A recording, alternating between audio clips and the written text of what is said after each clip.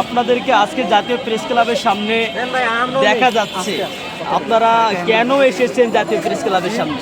আমরা শিক্ষক কর্মচারী ঐক্যজোটের কারণে এখানে এসেছি যে আমাদের বেসরকারি ভাই একটু পিছান না, সবাই একটু পিছাইলে তো আমরা সবাই পাই। এখানে শিক্ষকরা এসেছে, আপনারা কেন এসেছেন?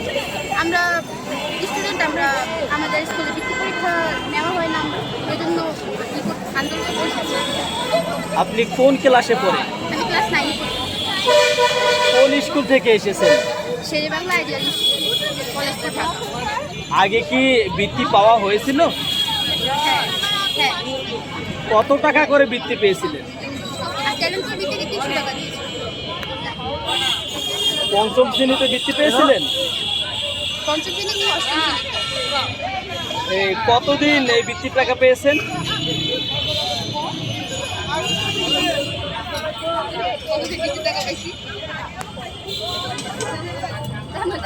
একবার আমাদের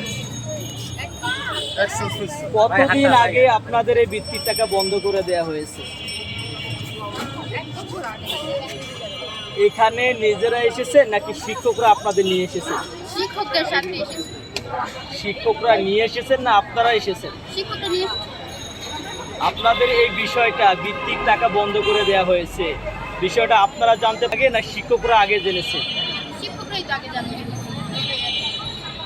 হঠাৎ করে কেন মনে হলো যে প্রেস ক্লাবে গেলে আমাদের এই দাবি পূরণ হবে? যারা শিক্ষক জিজ্ঞেস করেন, আমাদের নিয়ে আসছে, আমরা আসছি। আগে কখনো আসা হয়েছিল? না। ওকে, ধন্যবাদ।